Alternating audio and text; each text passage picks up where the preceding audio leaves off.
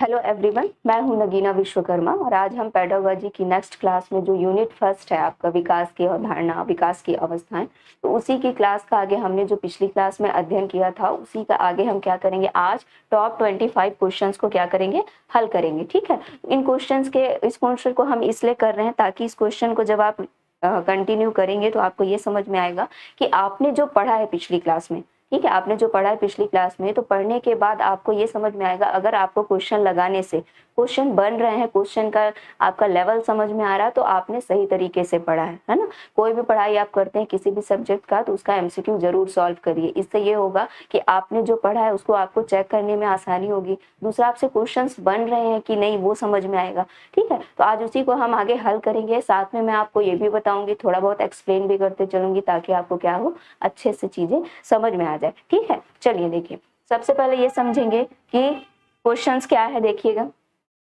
सबसे पहला क्वेश्चन है कि आपकी कक्षा में, देखेंगे आपकी कक्षा में एक बालक, ठीक है, आपकी कक्षा में एक बालक बड़ों से तू तड़ाक करके बोलता है। ठीक है, बालक के इस अशिष्ट व्यवहार को दूर करने के लिए आप क्या उपाय करेंगे। ठीक, क्या है क्वेश्चंस देखेंगे। आपकी कक्षा में एक बालक है जो क्या करता है, बड़ों से बदतमीजी से या तू तड़ाक करके बात करता है। ठीक है, तो उसके इस अशिष्ट व्यवहार को, जो वो अशिष्ट व्यवहार कर रहे हैं लोगों से, इस अशिष्ट व्यवहार को दूर करने के लिए आप क्या उपाय करेंगे। ठीक है, तो देखिएगा, सबसे पहले क्या उपाय करेंगे। सबसे पहले ऑप्शन को पढ़े। ठीक है, ऑप्शन को पढ़ने के बाद ही आप आंसर में टिक करेंगे। कभी भी ऐसा होता है कि मान लीजिए कोई क्वेश्चन ऐसे आते हैं कि एकदम आपको पढ़ने के बाद एकदम टिप ऑफ टंग पे आपके जवाब रहे, फिर भी अगर आपको जवाब तुरंत पता हो फिर भी आंसर को तुरंत नहीं लगाना है ना। क्योंकि कई बार ये होता है कि हमको पता तो होता है जवाब, लेकिन कई बार ऑप्शन को देख के, ऑप्शन के हिसाब से भी क्वेश्चन का आंसर लिया जाता है। ठीक है, तो आपको क्या करना है, चारों ऑप्शन को, क्वेश्चन को ध्यान से पढ़ना है। हर एक लाइन को ध्यान से पढ़ेंगे। हर एक लाइन को ध्यान से पढ़ने के बाद फिर जो ऑप्शन दिए गए हैं उन ऑप्शन को भी आपको क्या करना है, ध्यान से पढ़ना है। ध्यान से पढ़ने के बाद ही आप क्या करेंगे, आंसर को टिक करेंगे। ठीक है, तो चलिए देखिए, तो क्या क्वेश्चन है कि आपकी कक्षा में एक बालक है जो बड़ों से तू तड़ाक करके या बदतमीजी से व्यवहार करता है, तो इस अशिष्ट व्यवहार को दूर करने के लिए आप क्या उपाय करेंगे। तो देखिए, सबसे पहले ऑप्शन पढ़ेंगे कि बालक को सबके सामने प्रताड़ित करेंगे। ठीक है, दूसरा है बालक के माता पिता से उसे प्रताड़ित करने को कहेंगे। तीसरा ऑप्शन है बालक को समझाएंगे कि अपने से बड़ों को आप कहा जाता है। चौथा, साथ ही साथ आगे इसमें देखेंगे, सॉरी, साथ ही साथ है आप भी अपने से बड़ों से क्या भूल कर भी तू तड़ाक नहीं करेंगे। चौथा ऑप्शन है आप बालक को आप कहकर संबोधित करने लगेंगे। देखिए, पहला ऑप्शन ये बोल रहा है कि बालक को सबके सामने क्या करना है, प्रताड़ित करेंगे। तो देखिए, ये ऑप्शन बिल्कुल नहीं हो सकता। क्यों नहीं हो सकता कि आपने पढ़ा होगा, जब हम पेडागोजी की क्लास में जब हम पढ़ रहे थे विकास की अवस्थाएं, तो विकास की अवस्थाओं में हमने क्या पढ़ा था कि किसी भी बालक को, पेडागोजी के जो मनोवैज्ञानिक जो साइकोलॉजिकल मेथड है उसके अनुसार हम ये मानते हैं कि बालक को अपनी गलतियों के लिए प्रताड़ित करने से बालक क्या होते हैं, और भी उग्र होते हैं। उग्र होने के साथ उस गलत व्यवहार को करने के लिए वो और भी प्रेरित होते हैं। क्यों? क्योंकि उनमें क्या होती है, सबसे पहली बात, अगर आप समझेंगे कि मान लीजिए किशोरावस्था का कोई बालक है, तो आपको पता है कि किशोरावस्था में कोई भी बालक क्या होता है, अधिक उग्र होता है, अधिक हिंसक होता है। ठीक है, तो उसको क्या करना होता है हमको कि उसकी जो उग्रता है, उसके जो बढ़ते हुए जो उत्तेजित अवस्थाएं होती है, उसको हमको क्या करना रहता है, समझदारी के साथ उसको कंट्रोल करना होता है, ना कि उसको क्या करना होता है, सजा देना होता है। क्योंकि सजा देने से बालक और भी क्या होते हैं, उग्र होते हैं। इसलिए हमको क्या करना है, पहला ऑप्शन तो कभी भी नहीं हो सकता, क्योंकि हमको बालकों को प्रताड़ित नहीं करना है। दूसरा है बालक के माता पिता से उसे प्रताड़ित करने को कहेंगे, ये भी नहीं होगा। क्यों? क्योंकि बालक को अगर माता पिता से उसे प्रताड़ित करने को कहेंगे तो जो स्थिति यहाँ उत्पन्न हो रही है, सेम स्थिति उसे बालक के दिमाग में यहाँ भी उत्पन्न होगी। उसको यहाँ पे प्रताड़ित करने से वो और भी क्या होंगे, उस गलत काम को करने के लिए या इस तरह के अशिष्ट व्यवहार के लिए और भी प्रेरित होंगे। तीसरा ऑप्शन है बालक को समझाएंगे कि अपने से बड़ों को आप कहा जाता है, तथा साथ ही साथ आप भी अपने से बड़ों को से भूल कर भी तू तड़ाक नहीं करेंगे। ठीक, इसको रहने देते हैं, अभी चौथा ऑप्शन पढ़ेंगे, आप बालक को आप कहकर संबोधित करने लगेंगे। देखिए, अगर आप बालक को आप कहकर संबोधित करेंगे तो उसे उतना ज़्यादा फर्क नहीं पड़ेगा, ठीक है। उससे वो चीज़ों को, किसी भी घटना को, मान लीजिए अगर बालक को आपको किसी चीज़ को समझाना है तो सबसे पहले हमको क्या करना होता है, किसी छोटे बच्चों को कुछ सिखाने के लिए या तो उस काम को हमको खुद को फॉलो करना रहता है और साथ में उसके महत्व को बालक को समझाना होगा। जब तक उस जो भी घटना आप उसको सिखाना चाहते हैं, जो भी आप उसे शिक्षा बालक को देना चाहते हैं, उस शिक्षा को सबसे पहले आपको खुद को फॉलो करना होगा। खुद को फॉलो करने के साथ ही आपको क्या करना होगा, उसके महत्व को समझाना होगा, ठीक है। मान लीजिए आप बालक को ये सिखाना चाहते हैं कि वो ईमानदार रहे, तो ईमानदारी के लिए आपको क्या करना होगा, आपको खुद को ईमानदारी दिखाने के साथ साथ ईमानदारी की अच्छाई के एग्जाम्पल्स आपको देने पड़ेंगे। जैसे ईमानदारी से क्या महत्व है, उससे क्या फायदे होते हैं, तो इन सारी चीजों को उसको क्या करना होगा, आपको समझाना होगा। तो देखिए ऑप्शन सी जो है वो बहुत अच्छे से बैठ रहा है। देखिएगा कि बालक को समझाएंगे कि अपनों से बड़ों को आप कहा जाता है, साथ ही साथ आप भी अपने से बड़ों कर भूल कर भी तू तड़ाक नहीं करेंगे। मैंने क्या कहा था कि किसी भी बालक को सिखाने से पहले सबसे पहले तो आपको फॉलो करना होगा। तो यहाँ पे शिक्षक भी अपनों से बड़ों कर, या जो भी माता पिता है वो अपनों से बड़ों को भूल कर भी तू तड़ाक करके बात नहीं करेंगे। साथ में बालक को समझाएंगे कि अपनों से बड़ों को जो भी होते हैं, वो अपने से जो भी बड़े होंगे उनको हम क्या करेंगे, प्यार से आप कहकर बात करेंगे, ठीक है। तो ये इसका आंसर ऑप्शन सी हो जाएगा, ठीक, ऑप्शन सी। चलिए नेक्स्ट देखते हैं। नेक्स्ट है कि देखेंगे पूर्व प्राथमिक शिक्षा ग्रहण करने के लिए उपयुक्त आयु क्या है। देखिए पूर्व प्राथमिक शिक्षा होता है, ठीक है, एक क्या होगा, प्राथमिक शिक्षा होगा, फिर माध्यमिक शिक्षा होता है, आप सब जानते हो ना, फिर हाई स्कूल, फिर हायर सेकेंडरी।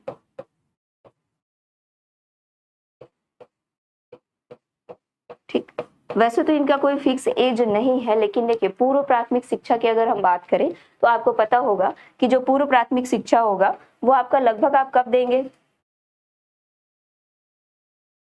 देखिए पूर्व प्राथमिक शिक्षा की अगर हम बात करें तो देखिए ऑप्शन देखेंगे, पहले ये है 2 से 6 वर्ष का, ठीक है। सबसे पहला ऑप्शन क्या है, ध्यान देंगे 2 से 6 वर्ष। दूसरा ऑप्शन है आपका 6 से 12 वर्ष।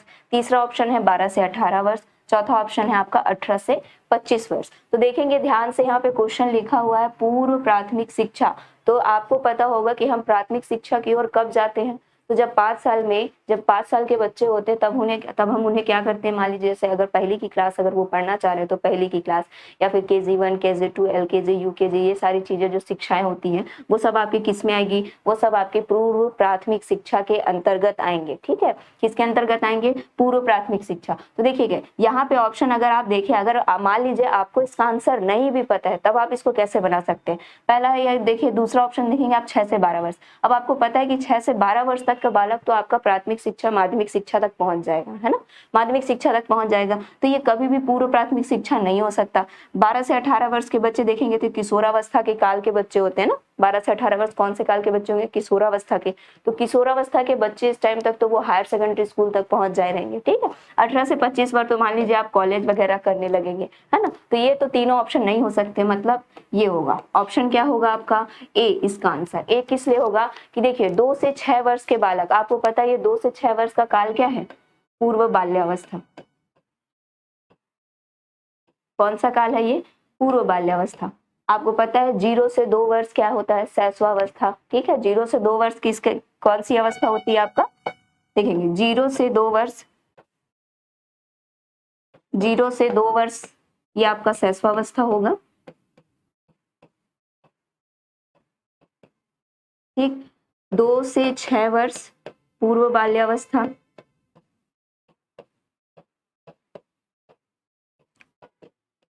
6 से 12 वर्ष आपका बाल्यावस्था, और 12 से 18 वर्ष। ये एक जनरल क्राइटेरिया हमने बांट रखा है। वैसे तो अलग अलग वैज्ञानिकों ने अलग अलग एज फैक्टर दिया है, लेकिन एक जनरल वे में अगर हम उन सारे वैज्ञानिकों का अध्ययन करके एक जनरल एज फैक्टर निकालते तो हमको ये प्राप्त होता है, ठीक है। अब 12 से 18 वर्ष की अगर हम बात करें तो ये आपका किशोरावस्था आएगा, ठीक।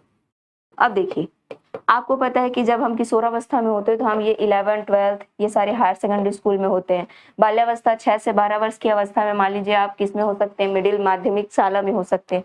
2 से 6 वर्ष इसमें आप स्कूल तो जाते ही नहीं है, स्कूल तो आप इसमें जाते ही नहीं है, तो क्या बचा आपके पास 2 से 6 वर्ष। मतलब पूर्व बाल्यावस्था में आप बालक किस अवस्था में होता है, प्राथमिक, वो भी कौन सा प्राथमिक, पूर्व प्राथमिक, ध्यान रखेंगे, ठीक, पूर्व प्राथमिक। तो पूर्व प्राथमिक शिक्षा ग्रहण करने के लिए उपयुक्त आयु क्या होगा आपका, 2 से 6 वर्ष, ठीक है, 2 से 6 वर्ष। चलेंगे नेक्स्ट, देखिए नेक्स्ट है, निम्नलिखित में से क्या मानव की ज्ञान इंद्रिय नहीं है, ठीक है, इसको थोड़ा सा ये होगा, ज्ञान इंद्रिय नहीं है। निम्नलिखित में से क्या मानव की ज्ञान इंद्रिया नहीं है। आपको पता है हमारी कितनी ज्ञान इंद्रिया है, तो देखिए आँख कान गला, गला तो बिल्कुल भी आपका ज्ञान इंद्रिय नहीं हो सकता, ऑप्शन में गला भी दिया हुआ है, देखिए गला, नाक, जीभ, आँख, तो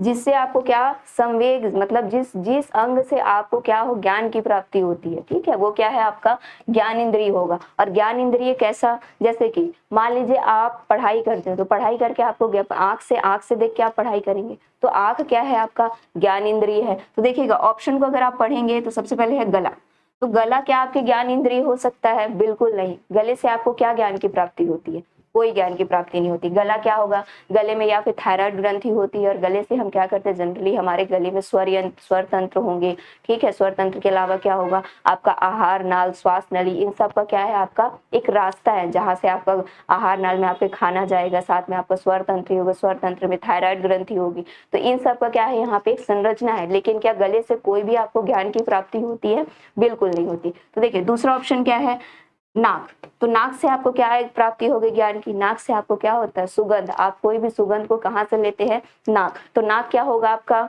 ज्ञान इंद्रिय होगा, क्योंकि नाक से आप क्या कर रहे हैं, सूंघने का या सुगंध का आपको आभास होता है। साथ में दूसरा है जीभ, जीभ से आप क्या करते हैं, जीभ से आप टेस्ट लेते हैं, ये भी ज्ञान इंद्रिय, जिससे आपको कुछ संवेग हो, मतलब आपसे जिस चीज से आपको कुछ ज्ञान की प्राप्ति हो, आपको कुछ आभास हो, तो वो क्या होते हैं ज्ञान इंद्रिय। जीभ से क्या होगा, आप जीभ से आप स्वाद लेते हैं, है ना, जीभ से आप खाना खाते हैं, तो आपको जो जीभ में आपका टेस्ट विलाई होता है, आपको पता होगा, कभी भी आप देखेंगे छोटे छोटे उसमें जीभ में आपके क्या होते हैं, टेस्ट विलाई होते हैं, उसी टेस्ट विलाई के द्वारा ही आपको तीखा मीठा कड़वा इन सब का क्या होता है, टेस्ट आता है, ठीक है।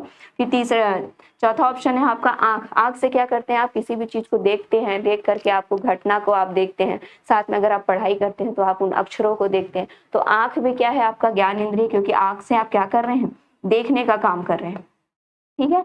जीभ से क्या कर रहे हैं, आप टेस्ट ले रहे हैं, है ना, टेस्ट लेने का कार्य कर रहे हैं, ठीक। साथ में आप नाक की बात करेंगे तो नाक से क्या होता है, आप सुगंध लेते हैं, तो ये सब क्या होंगे आपके, ये सब आपके ज्ञान इंद्रिय है। लेकिन गला कोई भी आपका ज्ञान इंद्रिय नहीं है, तो ऑप्शन देखेंगे ए होगा। क्वेश्चन पूछा है ज्ञान इंद्रिय नहीं है, क्वेश्चन को ध्यान से पढ़ेंगे, और जब भी आप देखेंगे सबसे पहले क्वेश्चन में आपको देखना है कि कीवर्ड क्या है क्वेश्चन के, ठीक है। देखिए यहाँ पे कीवर्ड है जैसे ज्ञान इंद्रिय, ठीक, दूसरा किसकी ज्ञान इंद्रिय, मानव की ज्ञान इंद्रिय, साथ में इसमें क्या कीवर्ड है, नहीं है। इस नहीं को हमेशा कोई भी क्वेश्चन आता है, अगर कहीं पे नहीं पूछा है, उस नहीं को सबसे पहले आप अंडरलाइन कीजिए, क्योंकि उससे क्या होता है कि कभी भी हम ऐसे कंफ्यूज हो जाते हैं, और क्वेश्चन में है, मान लीजिए तीनों ऑप्शन अगर सेम दे दिया तो आप है मार के आ जाते हैं, और नहीं है को क्या कर देते हैं, आप नेग्लेक्ट कर देते हैं। इसलिए हमको क्या ध्यान रखना है, इस नहीं है को पहले गोला करना है। अब देखिए मानव की ज्ञान इंद्रिय बोला है,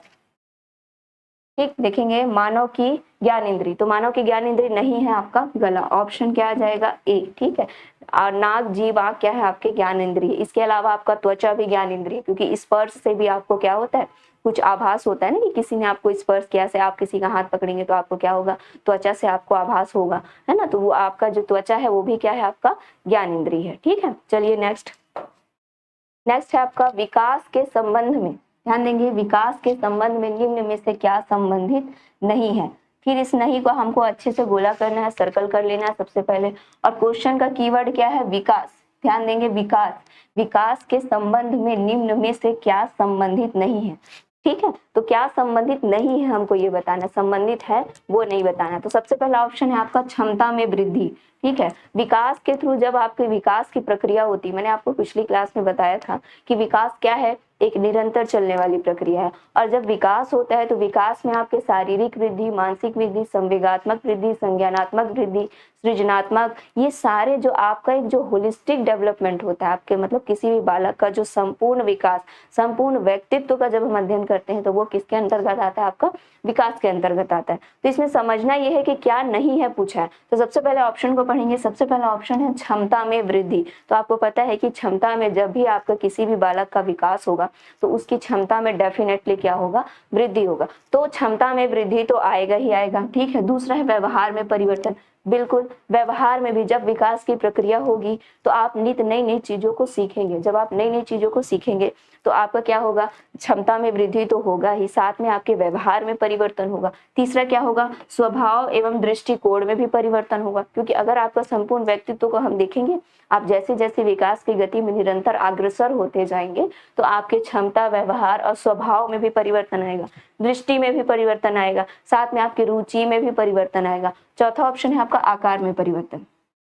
देखिए, हमने पिछली क्लास में क्या पढ़ा था कि जो आकार में परिवर्तन है वो क्या होता है, जो शारीरिक आकार में, शरीर के भार में, ऊंचाई में, लंबाई में जो परिवर्तन होता है वो क्या कहलाता है, वृद्धि। और मैंने आपको वृद्धि और विकास में अंतर भी बताया था, है ना। जो शारीरिक आकार, ऊंचाई, लंबाई, आकार में जो परिवर्तन होगा वो आपका होगा वृद्धि। और साथ ही वृद्धि के साथ साथ, वृद्धि के साथ साथ रुचि में परिवर्तन, ठीक, साथ में स्वभाव, दृष्टिकोण, दृष्टिकोण, इसके अलावा आदतों में परिवर्तन, आदतों में परिवर्तन, ठीक है, साथ में उसका संज्ञानात्मक विकास, ठीक है, सृजनात्मक बालक जो होगा, सृजनात्मकता का विकास, वो सब आपका किस में आ जाएगा। जब हम वृद्धि में इन सब चीजों को जोड़ेंगे तो ये दोनों मिलकर क्या कहलाते हैं, विकास कहलाएंगे। लेकिन ये अकेला आपका क्या होगा, आकार में परिवर्तन अगर ये दिया हुआ है तो ये क्या है, आपका वृद्धि है, ये विकास नहीं है। और क्वेश्चन में क्या पूछा है कि विकास के संबंध में निम्न में से क्या संबंधित नहीं है, तो आपका चौथा ऑप्शन ही होगा कि आकार में परिवर्तन नहीं है। क्यों नहीं है, कि मैंने अभी आपको बताया कि आकार में परिवर्तन किसके अंतर्गत आता है, वृद्धि के अंतर्गत। लेकिन याद रखेंगे, वृद्धि प्लस संपूर्ण व्यक्तित्व, इसके अलावा आपका जो मैंने 8 विकास के पहलू बताए थे, वो विकास के पहलू अगर यहाँ पे ऐड करेंगे आपका, तो वो भी क्या हो जाएगा, आपका वृद्धि और विकास, ये सारी चीजें मिलकर आपकी विकास बनेंगी। लेकिन ये अकेला क्या होगा, वृद्धि होगा, ठीक है। ध्यान रखेंगे कि अगर आपने इसको, अगर आपको समझना तो आप पिछली क्लास को एक बार देख लेंगे, यूट्यूब में डला हुआ है, ठीक है, तो उसको आप ध्यान से देख लेंगे, ठीक, समझ में आ गया। तो इसका आंसर क्या होगा, डी होगा। आकार में परिवर्तन आपका क्या है, वृद्धि है, वो विकास नहीं है। बाकी ऊपर के क्षमता में वृद्धि, व्यवहार में परिवर्तन, स्वभाव और दृष्टिकोण में परिवर्तन आपका क्या है, विकास है, ठीक है। चलिए अगला है, देखेंगे अपनी कक्षा में कुछ छात्रों को, देखेंगे क्वेश्चन को पढ़ेंगे ध्यान से। अपनी कक्षा में कुछ छात्रों को चुनकर 6 महीनों में, ठीक है, 6 महीनों में उनमें होने वाले विकास की एक रिपोर्ट तैयार करना चाहते हैं। तो इसके लिए आप निम्न में से क्या चुनेंगे।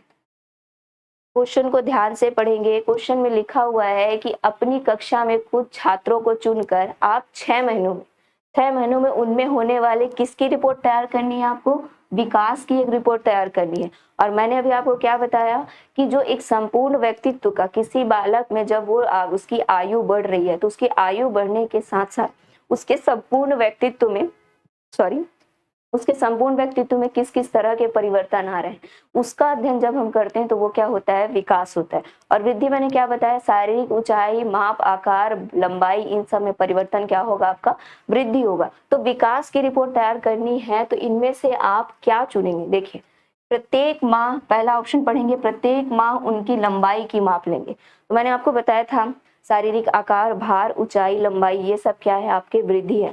तो अगर आप उसकी लंबाई की माप लेंगे तो क्या वो विकास की रिपोर्ट तैयार होगी, बिल्कुल नहीं। तो ये क्या है आपका, ये आपका वृद्धि है, ना कि विकास, ठीक। तो ये ऑप्शन नहीं आएगा, बिल्कुल भी ये ऑप्शन नहीं हो सकता। दूसरा है प्रत्येक माह उनका वजन लेंगे, तो वजन भी किस में आ जाता है, आपका वृद्धि में आता है, अभी मैंने बताया, तो ये भी नहीं होगा। तीसरा है प्रत्येक उनके आकार में होने वाले परिवर्तन की जांच करेंगे, ठीक, अभी अभी मैंने बताया था ये आकार में होने वाले परिवर्तन बोल रहे हैं, तो ये विकास तो बिल्कुल भी नहीं होगा। चौथा ऑप्शन देखेंगे, प्रत्येक माह उनकी रुचि को, ये यहाँ पे को होगा, प्रत्येक माह उनकी रुचि को, आदतों को, दृष्टिकोण को, स्वभाव को, व्यक्तित्व व्यवहार आदि में होने वाले परिवर्तन की जांच करेंगे। तो देखिए, मैंने आपको विकास का डेफिनेशन ही अभी बताया था कि उनकी रुचि, आदतें, दृष्टिकोण, स्वभाव, व्यक्तित्व, व्यवहार आदि में होने वाला परिवर्तन ही क्या है, आपका विकास है। तो बिल्कुल ये ऑप्शन सही होगा कि अगर आपको किसी बालक का विकास की रिपोर्ट तैयार करना है तो आप इन सब चीजों को देखेंगे कि उसकी आदतों में, जैसे जैसे उसकी आयु बढ़ रही है, उसकी आदतों में, उसके स्वभाव में, उसके दृष्टिकोण में किस प्रकार के परिवर्तन आ रहे हैं। तो उन सबको आपको क्या करना होगा, ध्यान रखना होगा और उसकी एक रिपोर्ट आप तैयार करेंगे। ध्यान रखेंगे कि इसके अगर जब आप रिपोर्ट तैयार करेंगे तो ये संख्यात्मक या एग्जैक्ट रिपोर्ट बिल्कुल नहीं बन पाती, आपको पता है, क्योंकि व्यक्तित्व का किसी बालक का सामाजिकरण कितना हुआ है इसका आप क्या संख्या में बता सकते हैं, बिल्कुल नहीं। उसके लिए आप क्या करेंगे, एक थ्योरेटिकल अध्ययन हम जब करते हैं तो थ्योरेटिकल चीजें ही हमको प्राप्त होती है, मतलब विकास की हमको एक तरह से विशेषताएं प्राप्त होगी और उन विशेषताओं के आधार पर ही हम क्या करेंगे, एक प्रॉपर लिस्ट तैयार करेंगे और फिर उसके बाद हम देखेंगे कि उस लिस्ट का विश्लेषण करने के बाद फिर हम देखेंगे कि बालक का विकास किस तरह और कहाँ तक हुआ है। ठीक है, चलिए आगे देखेंगे। नेक्स्ट ऑप्शन है, आप अपनी कक्षा के बच्चों को, देखिए आप अपनी कक्षा के बच्चों को ईमानदारी की शिक्षा देना चाहते हैं, इसके लिए आप क्या करेंगे, क्या करना चाह रहे हैं। मान लीजिए अभी शिक्षक भर्ती की पोस्ट आएगी, ठीक है, आप शिक्षक बनेंगे, ठीक है, शिक्षक बनेंगे, आप स्कूल जाएंगे। मान लीजिए आपके स्कूल में जो बच्चा है, किसी क्लास का बच्चा, वो बहुत बेईमान है, उसको आपको क्या करना है, ईमानदारी की शिक्षा देना है। तो आप क्या करेंगे, ठीक बताइए।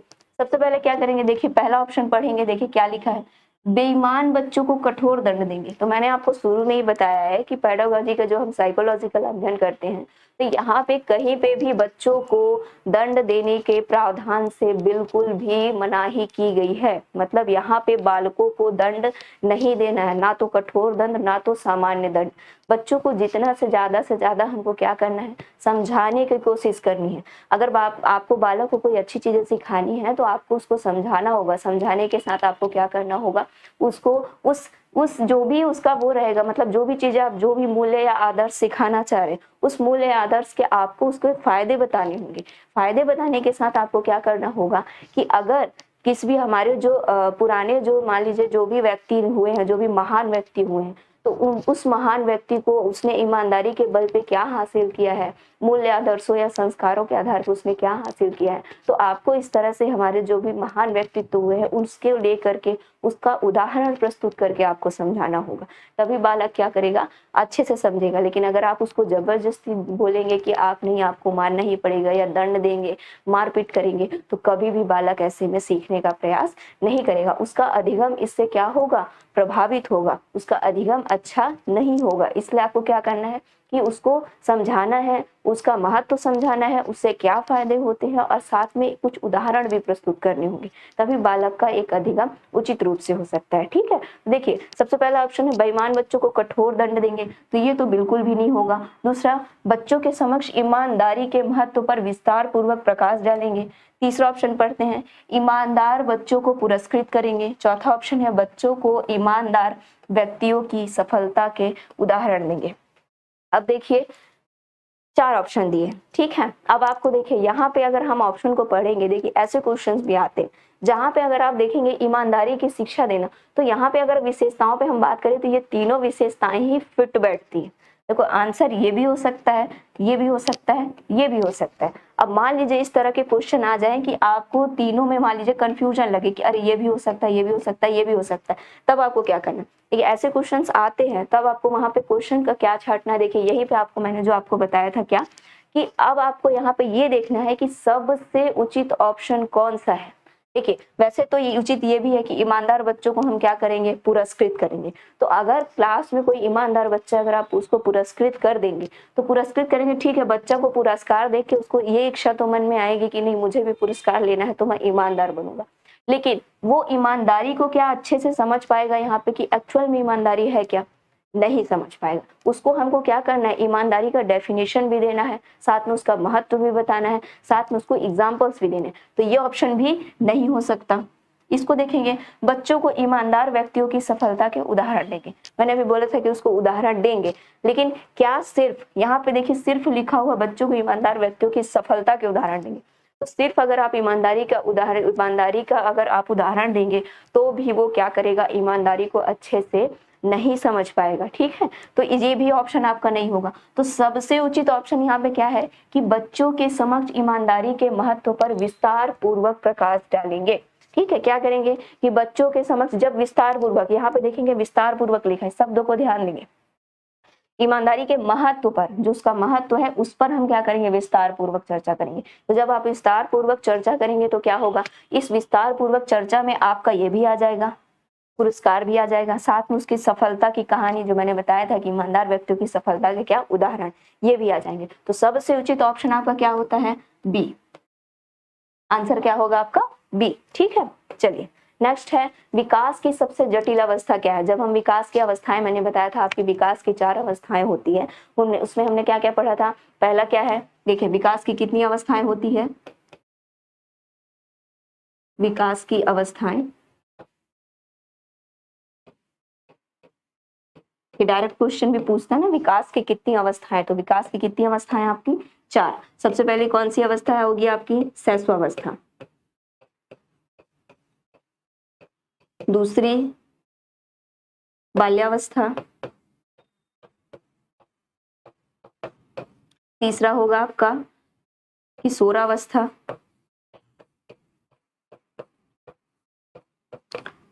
और चौथा मान लीजिए आपका प्रौढ़ावस्था। इसके आगे और आ जाएगा आपका वृद्धावस्था आ जाएगा, है ना। तो लेकिन मैंने आपको पिछली क्लास में बताया था कि जब हम पेडागोजी पढ़ते हैं या शिक्षा शास्त्र पढ़ते हैं तो उसमें हम जनरली किशोरावस्था तक ही अध्ययन करते हैं। तो फिर यहाँ पे 4 कैसे हो जाएगा, तो आपने जब आप सिलेबस को ध्यान से देखेंगे तो शैशवावस्था जो होगा, फिर बाल्यावस्था 2 भागों में आपका टूटता है, एक पूर्व बाल्यावस्था, ठीक है, और दूसरा है आपका मध्य बाल्यावस्था या उत्तर बाल्यावस्था, है ना। पूर्व बाल्यावस्था, मध्य बाल्यावस्था या उत्तर बाल्यावस्था। तो ये 2 अवस्थाओं में, तो अगर हम पेडागोजी के हिसाब से भी देखेंगे तो ये 4 ही अवस्थाएं होती है, ठीक है। और अगर इसको मिला देंगे तो भी 4 होगी। इसके आगे आपका वृद्धावस्था भी आएगा, लेकिन जनरली हम पेडागोजी में कितना मान के चलते हैं, आपका 4 मान के चलते हैं, ठीक है। तो देखिए, तो यहाँ पे देखेंगे विकास की सबसे जटिल अवस्था, तो देखिए सबसे जटिल अवस्था आपका शैशवकाल है क्या, नहीं है। युवा प्रौढ़ावस्था भी नहीं है, वृद्ध प्रौढ़ावस्था भी नहीं है। तो क्या होगा आपका, किशोरावस्था होगा। किशोरावस्था क्यों होगा, क्योंकि आपको पता है कि इस किशोरावस्था में बालक में क्या होते हैं, नित्य नए क्या परिवर्तन होते हैं। उनमें क्या परिवर्तन होते हैं, तो यहाँ पे आपको देखेगा हार्मोन्स, जो भी बालक या बालिका होते हैं उनमें क्या होता है, हार्मोन्स का विकास प्रारंभ हो जाता है, ठीक। साथ में उनमें क्या होते हैं, शारीरिक परिवर्तन होते हैं,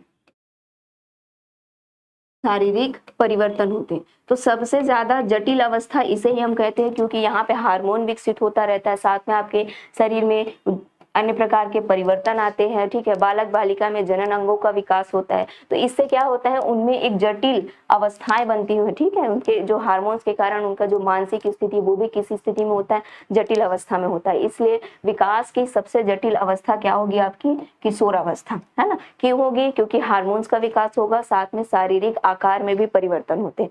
और इसी स्थिति में आपका पता होगा कि किशोरावस्था में ही बालक क्या करते हैं, संपूर्ण शारीरिक विकास इनका क्या होता है, संपूर्ण शारीरिक विकास संपन्न होता है। मतलब इसी स्थिति में, मतलब किशोरावस्था में ही किसी भी बालक या बालिका का जो शारीरिक आकार होता है वो आप क्या करते हैं, पूर्ण रूप से क्या कर लेते हैं, प्राप्त कर लेते हैं। अगला देखेंगे, मैं कौन हूँ, क्या हूँ, मैं भी कुछ हूँ। देखिए, मैं कौन हूँ, क्या हूँ, मैं भी कुछ हूँ आदि ऐसी प्रबल भावनाएं विकास की किस अवस्था की ओर इंगित होती है। अभी देखिए, सबसे ज्यादा जटिल अवस्था भी हमने क्या पढ़ा, किशोरावस्था, ठीक है। तो देखिए किशोरावस्था में अभी अगर हम ऑप्शन को पढ़ेंगे, ध्यान से आप पढ़िएगा ऑप्शन को, तो यहाँ पे देखिएगा सबसे पहले दिया किशोरावस्था, फिर प्रौढ़ावस्था, पूर्व बाल्यावस्था, बाल्यावस्था। तो अगर हम एक एक ऑप्शन को समझने का प्रयास करेंगे तो आपको पता है कि बाल्यावस्था में बालक कैसा होता है, बढ़ता हुआ बालक रहता है। तो उसमें मैं कौन हूँ, क्या हूँ, मैं भी कुछ हूँ, मतलब उसमें अभी बाल्यावस्था के बालक में किसकी एज क्या होगी, देखिए पूर्व बाल्यावस्था में मैंने बताया था 2 से 6, और ये बाल्यावस्था 6 से कितना होगा, 12 वर्ष। तो क्या आप बता सकते हैं 2 से 6 वर्ष या 6 से 12 वर्ष की अवस्था में क्या बालक में विचार करने की या कल्पना करने की शक्ति उतनी ज्यादा विकसित नहीं होती है। और अपने प्रति जो एक आकर्षण होता है ना कि अपने कि जैसे किशोरावस्था में बालक को क्या रहता है कि मुझे अच्छा दिखना है, ठीक है, मुझे ये करना है, अपने व्यक्तित्व को अच्छा दिखाना है, समाज में सम्मान प्राप्त करना है। तो ये सारे विचार कौन सी अवस्था में होते हैं? किशोरावस्था में, ठीक है। तो इस पूरे बाल्यावस्था में बालक में उतनी ज्यादा कल्पना करने की या इस तरह की चीजें, दार्शनिक विचारों का विकास नहीं हुआ रहता। साथ में प्रौढ़ावस्था में तो आप जो होते हैं सभी क्षेत्रों में क्या करते हैं? परिपूर्णता हासिल कर लेते हैं। सबसे ज्यादा विकास आपका इसी अवस्था में होता है। लेकिन अगर मैं बोलूं कि विकास की अवस्था का जो संपूर्ण रूप से प्राप्त आप कहाँ करते हैं? किशोरावस्था में। और उसी संपूर्णता का आगे और भी ज्यादा विकास होता है आपका प्रौढ़ावस्था में। तो मैं कौन हूँ, क्या हूँ, मैं भी कुछ हूँ, ऐसे दार्शनिक विचार जो होंगे वो कहाँ पनपते हैं? आपका किशोरावस्था में। ऑप्शन ए, किशोरावस्था में। इस अवस्था में क्यों होंगे? क्योंकि इस अवस्था में बालकों में नई नई रुचि का, नई नई आदतों का विकास होता है। साथ में उसमें क्या होगा कि दार्शनिक विचार, कल्पना करने की क्षमता, आपको पता होगा किशोरावस्था में बालक सबसे ज्यादा कल्पनाशील होता है। तो कल्पना की अवस्था, जब बालक कल्पना करेगा, तर्क करना सीख जाते हैं बालक, चिंतन करना सीख जाते हैं, है ना। तो जब कल्पना, चिंतन, तर्क, इन सब चीजों का विकास होगा तभी बालक ये चीजें सोच सकता है कि मैं कौन हूँ, क्या हूँ, मैं भी कुछ हूँ, ठीक है। चलिए नेक्स्ट ऑप्शन देखते हैं। देखिए, जब किसी किशोर में किसी वस्तु समस्या, ठीक है, किसमें? किशोर में। ध्यान से पढ़ेंगे क्वेश्चन। जब किसी किशोर में किसी वस्तु समस्या या परिस्थिति के लिए निजी स्तर पर, जब किसी किशोर में किसी वस्तु समस्या या परिस्थिति के लिए निजी स्तर पर निर्णय लेने की क्षमता का विकास परिपक्व होने लगता है, तो इस विकास को क्या कहते हैं? कैसा विकास देखेंगे कि वस्तु समस्या या परिस्थिति, कोई भी समस्या मान लीजिए आ गई है, उस समस्या का निजी स्तर पर, मतलब कोई समस्या आपके पास है, उस समस्या का आप अपने अनुसार क्या करेंगे? निर्णय लेने की शक्ति का विकास करेंगे। तो निर्णय लेने की क्षमता का अगर विकास होने लगता है मतलब वो परिपक्व होने लगता है, ठीक है, कि बालक अपने स्तर पर, अपनी सोच से, अपनी कल्पना से या अपने तर्क पे किसी समस्या पे वो तर्क करके निष्कर्ष निकाले और समस्या का समाधान करे। तो ये कौन से विकास की अवस्था को कहते हैं? तो सबसे पहला ऑप्शन है, देखिए, परिपक्वता की अवस्था, संज्ञानात्मक विकास, ठीक है, आध्यात्मिक विकास, और उपरोक्त में से कोई नहीं। तो सबसे पहले अगर हम तीन ऑप्शन देखें, उपरोक्त में से जब कोई नहीं, जब आप किसी क्वेश्चन में अगर आंसर रहे तो आपको सबसे पहले ये समझना है कि उपरोक्त में से कोई तभी होगा, सबसे पहले आप तीनों ऑप्शन को अच्छे से पढ़ना। अगर उनमें से कोई आंसर नहीं है तभी क्या होगा? उपरोक्त में से कोई नहीं, ठीक है। तो देखिए, सबसे पहले आपका है परिपक्वता की अवस्था, दूसरा है संज्ञानात्मक विकास। आपको पता है संज्ञानात्मक विकास में क्या होता है? बालक को उचित और अनुचित का ज्ञान होता है, ठीक है। क्या होगा संज्ञानात्मक विकास में? क्या होगा? बालक को उचित अनुचित का ज्ञान,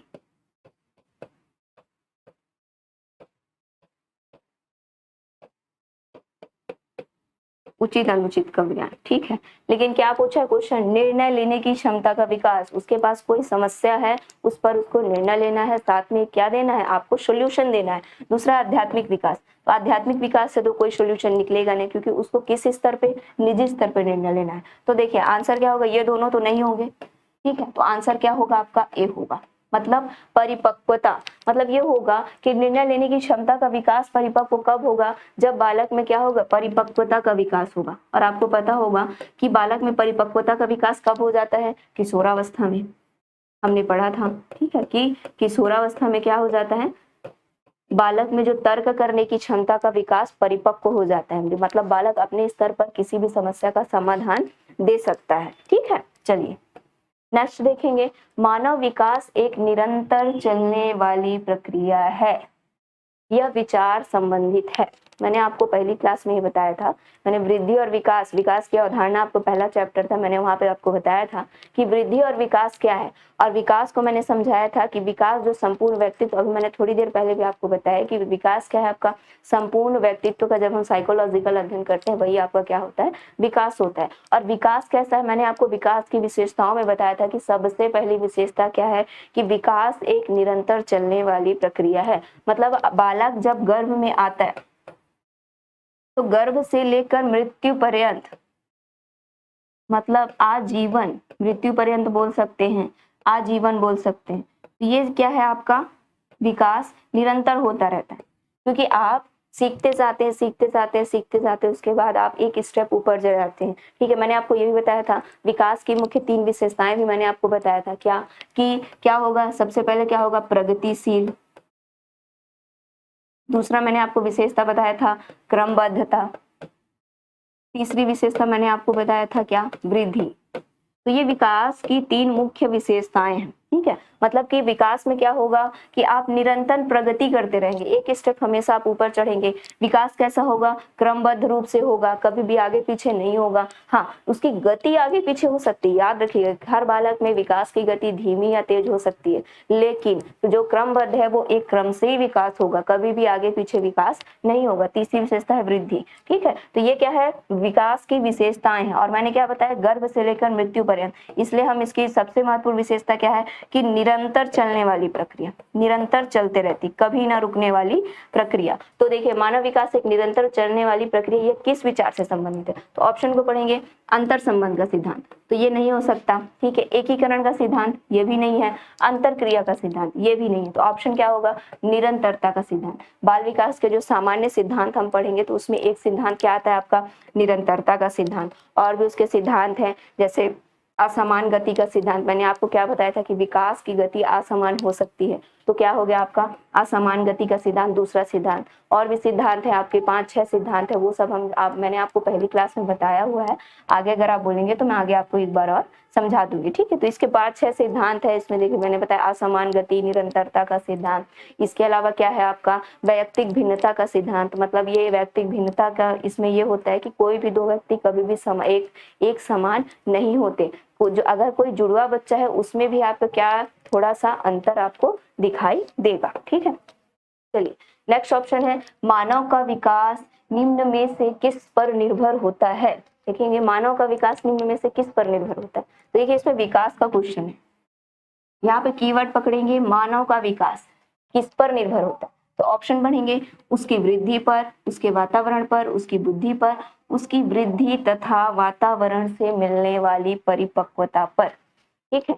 क्या क्या ऑप्शन है, उसकी वृद्धि पर। तो वृद्धि पर तुम नहीं हो सकता, मैंने आपको बताया था कि सिर्फ वृद्धि होने से विकास नहीं हो सकता। अगर आप ऑप्शन को देखेंगे तो ये वृद्धि भी क्या है, विकास की विशेषताएं है। मैंने अभी आपको थोड़ी देर पहले बताया कि वृद्धि भी क्या है, आपकी विकास की विशेषता है। अब देखिए इस हिसाब से तो ये चारों ऑप्शन क्या होते हैं, विकास पे फिट बैठते हैं, क्योंकि विकास में आपका हम किसका अध्ययन करते हैं, किसी भी बालक के संपूर्ण व्यक्तित्व का अध्ययन करते हैं। तो इस हिसाब से तो ये चारों ऑप्शन आ जाएंगे। लेकिन इस चारों ऑप्शन को अब हमको ये देखना है, मैंने आपको पहले ही बताया था कि जब भी ऐसा हो कि हम जब 4 ऑप्शन में एक साथ फंसे तो हमको ये देखना है कि सबसे उचित जो आंसर है 4 ऑप्शन उसमें से सबसे फिट कौन सा आंसर बैठ रहा है। तो देखिए बुद्धि तो नहीं होगा, अगर हम वृद्धि को बात करें तो वो सिर्फ क्या हो जाएगा, शारीरिक वृद्धि हो जाएगा। वातावरण की अगर हम सिर्फ बात करें तो बिल्कुल विकास में वातावरण का भी योगदान होता है। विकास को प्रभावित करने वाले जब हम कारक पढ़ते हैं तो उसमें वंशानुक्रम और वातावरण का मुख्य योगदान होता है। लेकिन सिर्फ वातावरण होगा क्या, नहीं।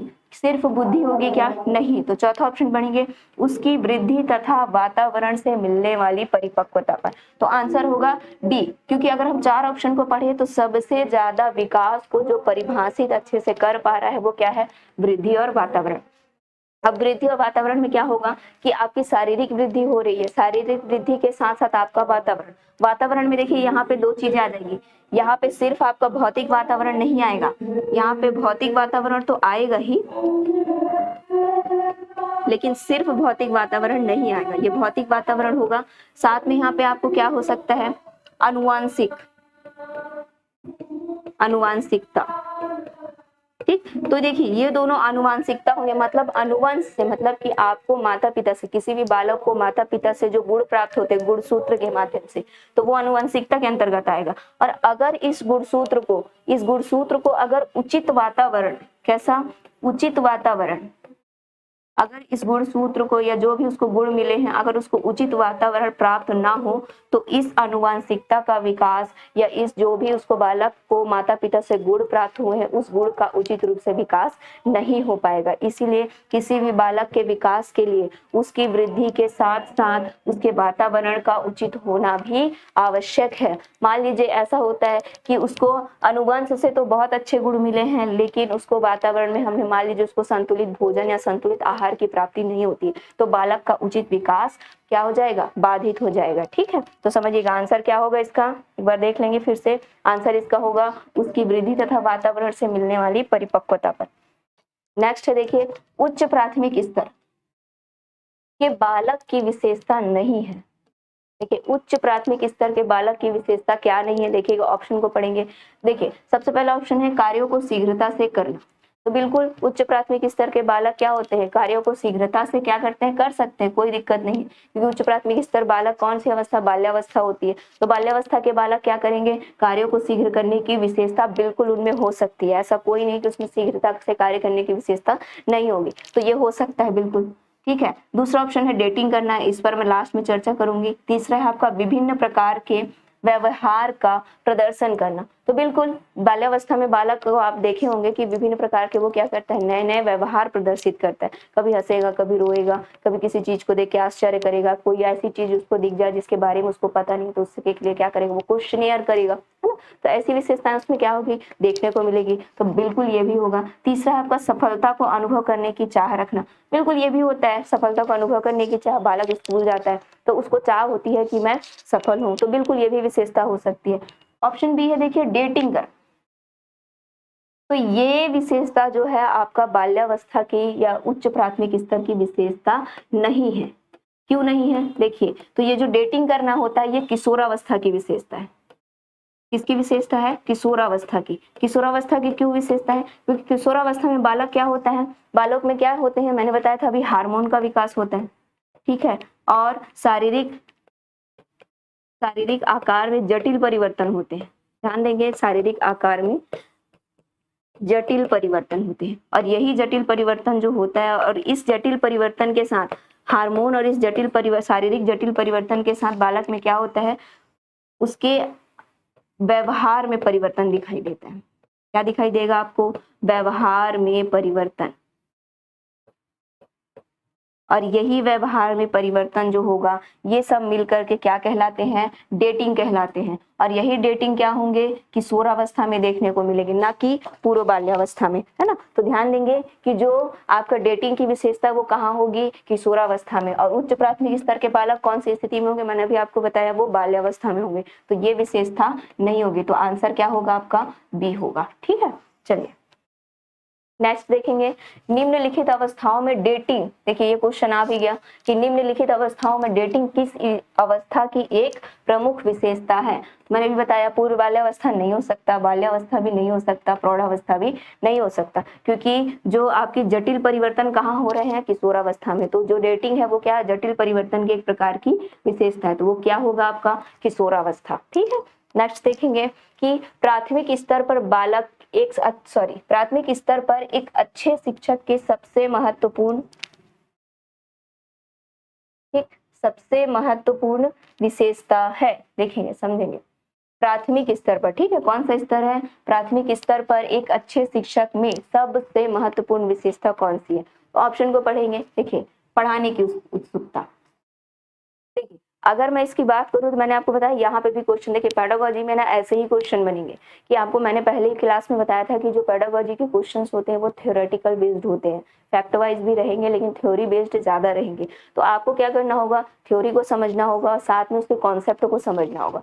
और कुछ कैसे क्वेश्चन आएंगे, जैसे ये तीसरा इस प्रकार का क्वेश्चन है जहाँ पे मैंने आपको बताया था कि आपको क्या लगेंगे कि चारों ऑप्शन सही लगेंगे। तब आपको क्या करना है, तब आप कैसे बनाएंगे, जब आपको चारों ऑप्शन सही लगे तो आपको करना ये होगा कि इन चारों ऑप्शन को आपको ध्यान से पढ़ के ये देखना है कि सबसे उचित ऑप्शन कौन सा है, सबसे उस क्वेश्चन पे सबसे फिट कौन सा आंसर बैठ रहा है। तो देखिए यहाँ पे क्वेश्चन है प्राथमिक स्तर पर एक अच्छे शिक्षक में सबसे महत्वपूर्ण विशेषता है। तो सबसे पहले देखिए पढ़ाने की उत्सुकता, बिल्कुल ये हो सकता है। विषयों के ज्ञान में दक्षता, ये भी हो सकता है। शिक्षण पद्धतियों के ज्ञान की दक्षता। ठीक है, विशेषता तो ये सारी होनी चाहिए, बट सबसे महत्वपूर्ण विशेषता होना चाहिए धैर्य और दृढ़ता। समझेंगे क्यों होनी चाहिए धैर्य और दृढ़ता, कि आपको पता होगा कि प्राथमिक स्तर के बालक क्या होते हैं, छोटे होते हैं, बहुत छोटे, 2 से 6 वर्ष तक के बालक होते हैं। तो देखिए 2 से 6 वर्ष या 8 वर्ष इस अवस्था के बालक होते हैं। तो इन 2 से 6 वर्ष के बालकों में क्या होते हैं, इनको संभालना, किसी भी टीचर में अगर वो धैर्य और दृढ़ता होगा, कोई भी शिक्षक है अगर धैर्य और दृढ़ता होंगे तभी वो इतने छोटे छोटे बच्चों को क्या करेंगे, संभाल पाएंगे। नहीं तो क्या हो जाएंगे, चिड़चिड़ा जाएंगे। क्योंकि आपको पता है कि जो प्ले स्कूल्स होते हैं या पूर्व प्राथमिक शालाएं होती हैं, वहाँ पे छोटे छोटे बच्चों को आपको खिलाना भी पड़ेगा। ठीक है, उसके बाद क्या करना पड़ेगा, उनको अगर कोई तबीयत खराब है तो वो भी आपको देखना पड़ेगा। तो वो सारी मतलब एक आपको पेरेंटल आपको पेरेंट्स की तरह उनकी क्या करनी होती है, केयर करनी होती है। तो उसके लिए आप में क्या होनी चाहिए, धैर्य और दृढ़ता होनी चाहिए। इसलिए सबसे महत्वपूर्ण विशेषता क्या होगी, धैर्य और दृढ़ता। नेक्स्ट देखेंगे कि संज्ञानात्मक विकास के सिद्धांत को, संज्ञानात्मक विकास के सिद्धांत के प्रणेता निम्न में से कौन है। तो ये डायरेक्ट फैक्ट वाइज क्वेश्चन है। इसमें देखेंगे कुछ कुछ मनोवैज्ञानिक के जो सिद्धांत दिए गए हैं वो बहुत इंपॉर्टेंट है, जिनमें से आपका ये जो संज्ञानात्मक विकास है, ये संज्ञानात्मक विकास दिया था जीन पियाजे ने। ठीक है, जीन पियाजे का संज्ञानात्मक विकास, ठीक है, इसको उन्होंने देखेंगे। ठीक है, और ये मुनरो है, तो ये मुनरो का कोई नहीं है, ठीक है, स्पिनर का भी नहीं है, इनमें से कोई नहीं है, भी नहीं होगा। तो जीन संज्ञानात्मक विकास के सिद्धांत के प्रणेता कौन है, जीन पियाजे हैं। आपको जब हम आगे क्लास में पढ़ाएंगे तो मैं इसको बहुत अच्छे से आपको डिटेल करूंगी। इन्होंने बढ़िया एज वाइज बांट करके इसको 4 अवस्था में बताया जीन पियाजे ने, है ना। तो उसको हम बहुत अच्छे से क्लास में क्या करेंगे, डिटेल करके मैं पढ़ाऊंगी और इसको याद करने का तरीका भी बताऊंगी। बहुत आसानी से क्या हो जाएगा, आपको ये याद हो जाएगा। ठीक है, देखेंगे नेक्स्ट। अब देखिए, आपको समझना ये है कि हमारे यहाँ भी पेडागोजी की नई क्लास जो है वो स्टार्ट हो चुकी है, और ये क्लास जो है आपका ऑनलाइन और ऑफलाइन दोनों मोड में अवेलेबल है। ठीक है, ऑनलाइन ऑफलाइन। तो ऑफलाइन आपको देखना पड़ेगा, ठीक है। अगर आप ऑनलाइन ज्वाइन कर सकते हैं, करना चाहते हैं तो बिल्कुल ऑनलाइन ज्वाइन कर सकते हैं। ऑनलाइन का आपको फीस रहेगा, देखिए, शिक्षक और सहायक शिक्षक का फीस आपको रहेगा 5,000 रुपए, और अगर आप लेक्चरर की क्लास करना चाहते हैं तो लेक्चरर का भी क्लास आपको लगभग 8,000 के आसपास आपको अवेलेबल करा दिया जाएगा। यहाँ पे आपको कंप्लीट जो सिलेबस है हमारा, ठीक है, शिक्षक, सहायक शिक्षक और लेक्चरर का कंप्लीट सिलेबस की आपको तैयारी कराई जाएगी। तैयारी कराने के साथ आपको क्वेश्चन, जो संभावित क्वेश्चन है वो क्या क्या बन सकते हैं वो भी हम बताएंगे। साथ में आपको साथ में एमसीक्यू भी कराते चलेंगे। साथ में आपको, अगर आप ऑनलाइन मोड में अगर ज्वाइन करते हैं तो आपको पीडीएफ फॉर्म में नोट्स भी प्रोवाइड कराया जाएगा, है ना। तो आपको नोट्स वगैरह भी बनाने की आवश्यकता नहीं होगी, आपको नोट्स भी प्रोवाइड कराया जाएगा। साथ में आपको क्या होगा, अगर आप ऑफलाइन मोड में ज्वाइन करते हैं, ठीक है, मान लीजिए आप ऑफलाइन मोड में ज्वाइन करते हैं तो आप हमें इस नंबर पे कॉल करके पूछ सकते हैं। इस नंबर पे सारे डिटेल्स आपको मिल जाएंगे, ठीक है, फीस की डिटेल्स और आपको सारी जो भी एड्रेस वगैरह, ये आपका एड्रेस है, ठीक है, ये हमारा एड्रेस है। तो इस नंबर पे आप कॉल कर सकते हैं। और साथ में अभी डेमो भी चल रहा है, तो डेमो भी अवेलेबल है, आप आके यहाँ बिलासपुर में क्या कर सकते हैं, डेमो क्लास भी ज्वाइन कर सकते हैं, है ना। और अगर आप ऑफलाइन ज्वाइन करेंगे तो आपको प्रिंट नोट्स भी प्रोवाइड कराया जाएगा। ठीक है, तो देख लीजिएगा, ठीक है, करना होगा तो एक बार हमें कॉल कर लीजिएगा। ऑनलाइन करना चाहते हैं तो भी एक बार कॉल कर लीजिए। ठीक है, तैयारी स्टार्ट हो चुकी है, बिल्कुल भी लेट मत करिए। अगर पोस्ट वैकेंसी आ जाएगी तो आपको पता है कि कोई भी पोस्ट आने के बाद लगभग 30 to 45 डेज ही आपको एग्जाम की तैयारी करने के लिए मिलते हैं, इसलिए आप बिल्कुल भी लेट मत करिए। अगर आप ज्वाइन करना चाहते हैं तो ज्वाइन कर सकते हैं, ठीक है। उसके बाद इस नंबर पे कॉल करके आप जो भी इंफॉर्मेशन लेना चाहते हैं वो ले लीजिएगा, ठीक। और देखिए, ऐसा जो पोस्ट आ रहा है उसके आगे आने की संभावनाएं बहुत कम होती है, तो अगर आपको ये आ रहा है तो आप बिल्कुल बहुत अच्छे से तैयारी करके उसको एकदम तैयार बैठिए, ताकि नोटिफिकेशन आए तो आपको क्या करना है, बस रिवीजन करना है। बाकी चीजों को आप अभी से क्या करिए, पढ़ के रखिए, ठीक है। तो इस नंबर पर कॉल कर लीजिएगा, ठीक है। चलिए नेक्स्ट क्वेश्चन है, अनुकरण एवं दोहराने की प्रवृत्ति निम्न में से किस अवस्था की ओर संकेत करती है। मतलब समझना ये है कि जो बालक है, बालक जब जन्म लेता है, ठीक है, बालक जन्म लेगा, जन्म लेने के बाद उसमें अनुकरण और दोहराने की प्रवृत्ति किस अवस्था में पाई जाएगी, बालक कब अनुकरण करेगा, कब दोहराएगा। तो आपको पता है, मैंने आपको पहली क्लास में बताया था कि जो छोटे बालक होते हैं, छोटे बालक, ठीक है, छोटे बालक क्या करते हैं कि जब वो शैशवावस्था में होते हैं, 0 से 2 वर्ष के बालक, तो उस अवस्था में क्या उनको सारी चीजें आती हैं, नहीं आती है। आपको पता होगा कि जन्म के प्रथम माह का शिशु क्या होता है, पूरी स्लेट के समान होता है, ये कथन आपने सुना होगा, पूरी स्लेट, ठीक है। और क्या होता है, वो नित नई नई चीजों को देख के वो आश्चर्यचकित रहता है कि ये क्या है, वो क्या है, ठीक है। लेकिन वो अभी क्या है कि अभी वो बोल नहीं पाता है, तो वो क्या करता है कि आप जो आसपास के परिवार होते हैं, माता पिता होते हैं, उन सब का वो क्या करने का प्रयास करता है, अनुकरण करता है। जैसे जैसे माता पिता करते हैं, जैसे जैसे अगर हम उसको बोलेंगे हंसो बेटा, तो वो हंसने का प्रयास करेगा, ठीक है। जैसे जैसे हम करेंगे वैसे वैसे क्या करेगा, वो अनुकरण करेगा। तो अनुकरण है दोहराने की प्रवृत्ति का अगर मैं बोलूँ किस अवस्था की ओर संकेत करता है, तो आपका क्या होगा, शैशवावस्था। देखिए, बाल्यावस्था तो बिल्कुल भी नहीं हो सकता। अगर आपको इसका आंसर नहीं भी पता, देखिए कैसे बना सकते हैं। देखिए, बाल्यावस्था क्यों नहीं होगा, क्योंकि आपको पता है बाल्यावस्था की अवस्था क्या होती है, 2 से 12 वर्ष। और इसको 2 भाग में हम बांट दे, पूर्व बाल्यावस्था तो 2 से 6 हो जाएगा, ठीक है, और 6 से 12 ये पूर्व बाल्यावस्था होगा, ये मध्य या उत्तर बाल्यावस्था। मैंने अभी आपको बताया कि इस अवस्था में बालक देखिए बोलने लगते हैं। बालक क्या होते हैं, इस समय वो बोलने लगते हैं। तो जब बोलने लगेगा बालक तो उसको अनुकरण और दोहराने की आवश्यकता है ही नहीं है। साथ में उसके थोड़े बहुत मानसिक विकास भी इस अवस्था में क्या होते हैं, तीव्र होते हैं। किशोरावस्था में तो देखिए बालक का जो मानसिक विकास है वो पूर्णता हो जाता है, वृद्धावस्था में तो वो और भी पूर्णता हो जाते हैं, है ना। तो क्या होगा इसमें, देखिए ऑप्शन अनुकरण और दोहराने की प्रवृत्ति कहाँ पाई जाएगी, शैशवावस्था में। ठीक है, नेक्स्ट देखेंगे, किस काल में सुचारू विकास हो जाने से संपूर्ण जीवन लाभ प्राप्त होता है। देखिए किस काल में ऐसा सुचारू विकास हो जाए कि संपूर्ण जीवन क्या हो, उसको लाभ प्राप्त हो। देखिए अब यहाँ पे 4 ऑप्शन है। अब देखिए इस 4 ऑप्शन में देखिए वृद्धावस्था, अगर आप मान लीजिए इसका आंसर आपको नहीं भी समझ में आया, देखिए कैसे बने, वृद्धावस्था तो हो नहीं सकता क्योंकि इसका वृद्धावस्था में क्या होगा, जीवन ही समाप्त हो गया। तो इस अवस्था में क्या संपूर्ण विकास करेंगे, तो उसको संपूर्ण जीवन क्या लाभ प्राप्त होगा, है ना। तो ये नहीं हो सकता। किशोरावस्था एक बार सोच सकते हैं, बाल्यावस्था भी सोच सकते हैं, शैशवावस्था भी नहीं हो सकता क्योंकि शैशवावस्था में आपको पता है बालक में उतने ज्यादा विकास नहीं होते। बालक अभी सिर्फ क्या करना, बोलना सीख रहा होता है, चलना उठना बैठना दौड़ना यही सारी चीजें सीख रहा होता है। तो ये भी नहीं होगा। बचे 2 ऑप्शन, बाल्यावस्था और किशोरावस्था। देखिए हो तो सकता है किशोरावस्था भी, क्या है, किशोरावस्था भी हो सकता है। लेकिन देखिए आपको पता होगा कि किशोरावस्था में बालक क्या होता है, उसके हार्मोन्स का विकास होते रहता है, साथ में उसमें क्या होते हैं, शारीरिक जो आकार होते हैं उसमें परिवर्तन होते रहते हैं। तो इस अवस्था का बालक क्या होता है, उग्र होता है, मैंने आपको बताया था। साथ में क्या होगा, कल्पनाशील होगा। ठीक, सबसे ज्यादा आपको पता होगा कि जो किशोरावस्था के बालक होते हैं उनमें क्या होती है, विरोधी प्रवृत्ति पाई जाती है। विरोधी क्या होंगे, गुण पाए जाएंगे। तो ये सारे गुण पाए जाते हैं। तो वो क्या करता है, अगर इस उम्र के बालक को, किशोरावस्था के बालक को अगर आप रोकने टोकने का प्रयास करेंगे और उनको समझाने का प्रयास करेंगे तो वो क्या होते हैं, उसको वो मानने की प्रयास नहीं करते हैं। क्यों, क्योंकि आपको पता होगा उनमें क्या पाई जाती है, विरोधी प्रवृत्ति। इस उम्र के बालक को यही लगते हैं कि जो वो कर रहे हैं वही सही है, और बड़ों की बातों का रोकना टोकना अगर आप कुछ करेंगे तो वो क्या करते हैं, उस चीज को नापसंद करते हैं। तो इस उम्र के बालकों को अगर आप सिखाने जाएंगे तो वो उतनी आसानी से आप इनको कोई चीज नहीं सिखा पाएंगे। इसलिए आपको किस अवस्था में सिखाना है, बाल्यावस्था में। इसलिए क्योंकि इसका आंसर भी बाल्यावस्था होगा, क्योंकि बाल्यावस्था में बालक क्या होता है कि उसको अगर कोई चीज समझाया जाए तो वो बात को सुनने का प्रयास करेगा, सुनेगा समझेगा।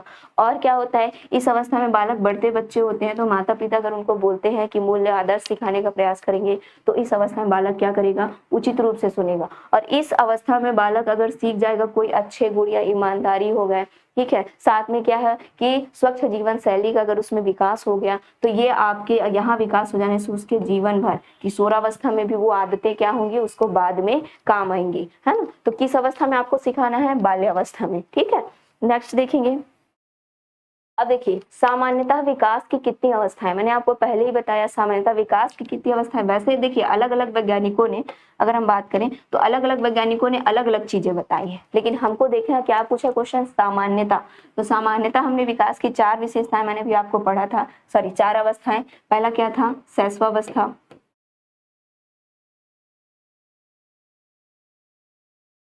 साथ में क्या देखा था, बाल्यावस्था, साथ में किशोरावस्था,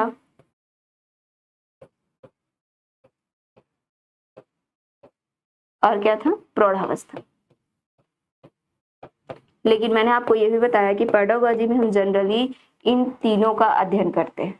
ठीक है, इन तीनों का अध्ययन करते हैं। तो इनमें फिर तो ये तो 3 ही हुए, 4 कैसे होंगे, तो 4 इसको गिना जाता है। ठीक है, आपके सिलेबस में भी ये 2 पार्ट में बटा हुआ है, एक पूर्व बाल्यावस्था और साथ में मध्य बाल्यावस्था, या इसी को हम उत्तर बाल्यावस्था बोलते हैं।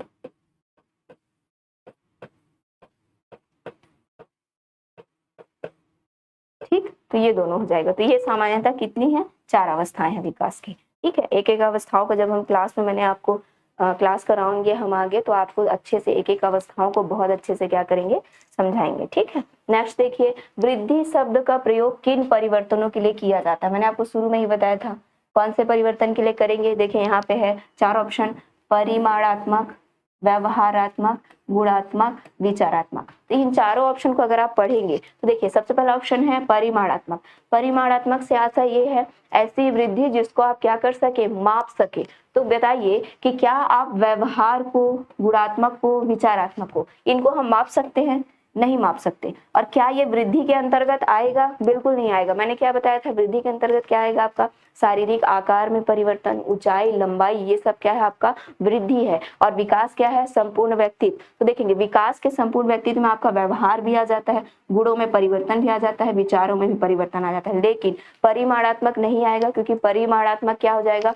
परिमाणात्मक विकास के अंतर्गत आएगा, लेकिन सिर्फ परिमाणात्मक नहीं हो सकता। और विकास क्या है आपका कि वृद्धि को हम क्या कर सकते हैं कि बालक की लंबाई कितनी बढ़ी, उसके भार में कितना परिवर्तन हो, ये हम माप सकते हैं। लेकिन व्यवहार, गुण और विचार को हम नहीं माप सकते। इसलिए वृद्धि शब्द का प्रयोग किन परिवर्तनों के लिए किया जाएगा? तो परिमाणात्मक परिवर्तन, जिसका हम परिमाप कर सकें। तो वृद्धि का परिमाप हम कर सकते हैं, लेकिन इन तीनों का परिमाप नहीं कर सकते। ठीक है, तो आंसर क्या होगा? ए। नेक्स्ट देखेंगे, इनमें से कौन सी प्रक्रिया सतत चलती है? तो मैंने आपको अभी थोड़ी देर पहले बताया था कि वृद्धि क्या सतत चलती है? बिल्कुल भी नहीं। वृद्धि का क्या मैंने विशेषता बताया था कि किशोरावस्था में वृद्धि, जो शारीरिक आकार है वो संपूर्णता को प्राप्त कर लेता है। तो अगर क्वेश्चन ये बने कि किस अवस्था में बालक का शारीरिक विकास संपूर्ण हो जाता है, तो वो क्या होगा? किशोरावस्था में। ठीक है, किशोरावस्था में ध्यान देंगे, किशोरावस्था में क्या होगा? शारीरिक विकास लगभग पूरा हो जाता है।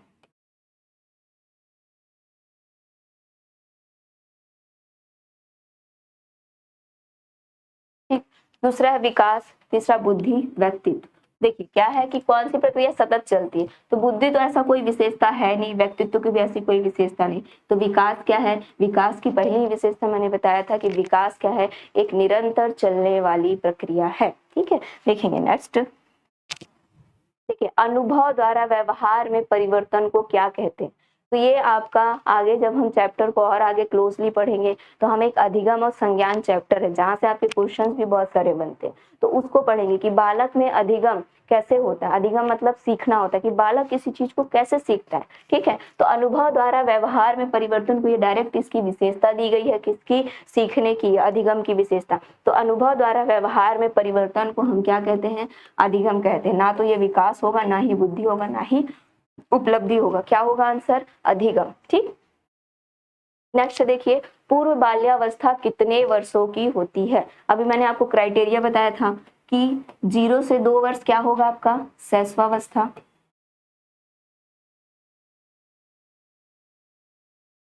2 से 6 वर्ष पूर्व बाल्यावस्था।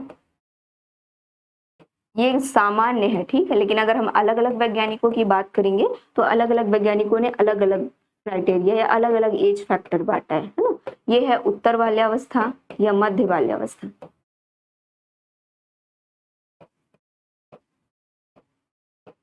साथ में देखेंगे 12 से 18, ये होगा आपका किशोरावस्था। ठीक, तो क्वेश्चन क्या है? पूर्व बाल्यावस्था कितने वर्षों की होती है? चलिए ऑप्शन में ढूंढते हैं। 4 से 5 वर्ष नहीं, 6 से 7 वर्ष नहीं, 6 से 12 वर्ष, ये उत्तर बाल्यावस्था है। तो आंसर क्या होगा आपका? पूर्व बाल्यावस्था का 2 से 6 वर्ष। ठीक, चलिए नेक्स्ट देखेंगे, कौन सी अवस्था में मूल्य और आदर्शों की शिक्षा बालक को देनी चाहिए? अभी मैंने थोड़ी देर पहले आपको बताया था कि किस एज में अच्छे से अगर उसको शिक्षा दे दी जाए तो उसके संपूर्ण जीवन में उसका लाभ प्राप्त होगा। तो मैंने उसका आंसर क्या बताया था आपको? बाल्यावस्था। तो मूल्य आदर्श की शिक्षा अगर आप बालक को किशोरावस्था में देंगे तो आपको पता है किशोरावस्था में बालक में क्या होते हैं? विरोध की प्रवृत्ति पाई जाती है, और किसी भी चीज को वो अपने नजरिए से देखते हैं, और जब वो अपने नजरिए से देखते हैं और अपने नजरिए से उनको जो सही लगता है वो उसी को सही मानते हैं, है ना।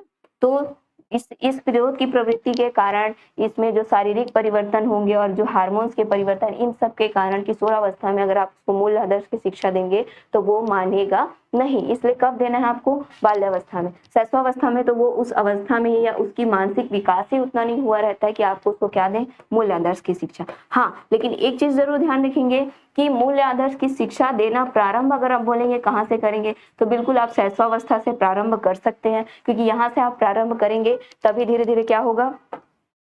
धीरे धीरे क्या हो गया उसमें, ये चीजें धीरे धीरे उसको धीरे धीरे समझाती रहनी है। तो आप क्या करेंगे, स्टार्ट शैशवावस्था से कर देंगे, लेकिन अभी उसका मानसिक विकास उतना नहीं हुआ कि वो चीजों को समझ पाए, इसलिए सबसे उचित एज क्या होगा, बाल्यावस्था। वृद्धावस्था तो फिर समझ लीजिए इस एज में सीखने का कोई मतलब ही नहीं है ना। नेक्स्ट देखेंगे,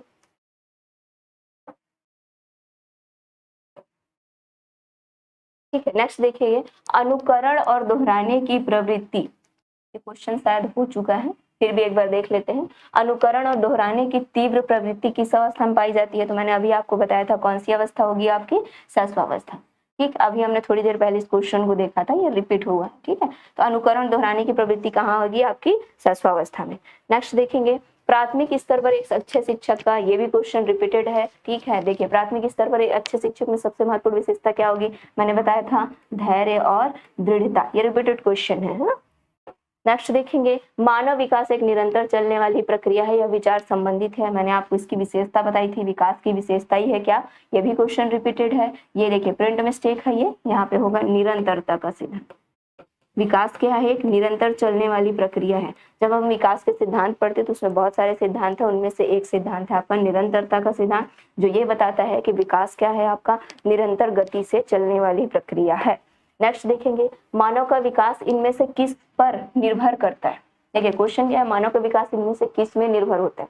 देखिए ये भी क्वेश्चन रिपीटेड है, उसकी वृद्धि पर होगा क्या, मैंने बताया नहीं हो सकता। ठीक है, वातावरण पर नहीं हो सकता। देखिए ऑप्शन तो चारों ही सही है, लेकिन आपको इसमें यह देखना है कि सबसे उचित आंसर कौन सा है। बुद्धि भी नहीं हो सकता, तो क्या होगा, उसकी बुद्धि तथा वातावरण से मिलने वाली परिपक्वता पर। ठीक है, ये क्वेश्चन हो चुका है पहले, मैंने आपको अच्छे से समझा दिया था।